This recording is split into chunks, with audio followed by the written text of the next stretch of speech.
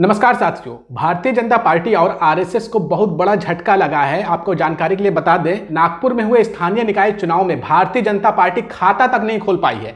जी हां साथियों, नागपुर जो कि आरएसएस का गढ़ है, भारतीय जनता पार्टी का गढ़ है, यहां से नितिन गडकरी जैसे बड़े राजनेता निकल करके आते हैं और कहा यह भी जाता है कि जो भारतीय जनता पार्टी का थिंक टैंक है वो नागपुर में ही बैठा हुआ है। यानी कि नागपुर में जो आरएसएस का मुख्यालय है और आरएसएस के जो कैडर हैं उनकी इतनी पकड़ मानी जाती है नागपुर और देश भर में, वो किसी भी दिशा में चुनाव का रुख मोड़ने में सक्षम माने जाते हैं। लेकिन जब भारतीय जनता पार्टी अपने ही गढ़ में हार जाए तो सवाल तो खड़ा ही होता है और ये समझ में ही आता है कि देश में जो है धीरे धीरे माहौल बदल रहा है और भारतीय जनता पार्टी के खिलाफ जनता में गुस्सा लगातार बढ़ता हुआ दिखाई दे रहा है। आपको जानकारी के लिए बता दें, नागपुर के स्थानीय निकाय चुनाव में 13 सीटों पर मतदान हुए थे, जहां पर 13 में से भारतीय जनता पार्टी एक सीट भी नहीं जीत पाई है। इन 13 सीटों में 9 पर कांग्रेस जीती है, 3 सीट एनसीपी ने जीती है जो कि शरद पवार की पार्टी है, और एक सीट जो है वो सिंधी गुट ने जीती है, और भारतीय जनता पार्टी को 0 सीट मिली है। वो भारतीय जनता पार्टी जो कि दावा करती है कि दुनिया की सबसे बड़ी पार्टी है, उसका यहां खाता भी नहीं खुल पाया है। इससे आप ये अंदाजा लगा सकते हैं कि भारतीय जनता पार्टी के खिलाफ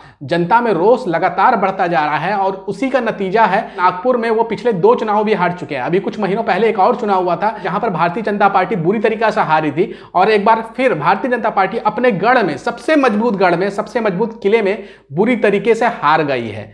अब हो सकता है बहुत सारे लोग सवाल ये करने लगे कि भारतीय जनता पार्टी जो है वो छोटे चुनावों को सीरियसली नहीं लेती है, इसलिए छोटे चुनावों में जो नतीजे जो है वो भारतीय जनता पार्टी के खिलाफ नजर आती है। लेकिन ऐसा कहना गलत होगा, क्योंकि भारतीय जनता पार्टी खुद ही कहती है कि वो कोई भी चुनाव को छोटा नहीं मानती है। एग्जाम्पल आप देख सकते हैं कि जब हैदराबाद में लोकल बॉडी का इलेक्शन हुआ था, तो पूरी भारतीय जनता पार्टी अमित शाह से लेकर नड्डा तक और प्रधानमंत्री नरेंद्र मोदी जी ने एड़ी चोटी का जोर लगा दिया था हैदराबाद के लोकल बॉडी चुनाव में। तो ये कैसे मान लिया जाए कि नागपुर में जो चुनाव हुआ उसे भारतीय जनता पार्टी ने सीरियसली नहीं लिया है? यह कहना बिल्कुल गलत है। कहीं ना कहीं देश में जो लगातार महंगाई बढ़ रही है, बेरोजगारी बढ़ रही है, लगातार जनता जो है परेशान नजर आ रही है, लगातार टैक्स बढ़ाए जा रहे हैं, लगातार युवा जो है बेरोजगार होते जा रहे हैं, और ताजा जो आंकड़ा आया है हंगर इंडेक्स का पूरी दुनिया में, वहां भारत जो है वो पाकिस्तान से भी पीछे चला गया है। अब हमारे हालात इतने बुरे हो गए कि अब हम पाकिस्तान से भी बुरे हालात में पहुंच चुके हैं। जो ताजा आंकड़ा सामने आया है, डॉलर की रेट आप देख रहे हैं लगातार किस तरह से बढ़ते जा रहे हैं, लेकिन भारतीय जनता पार्टी इन तमाम समस्याओं से मुंह मोड़ते हुए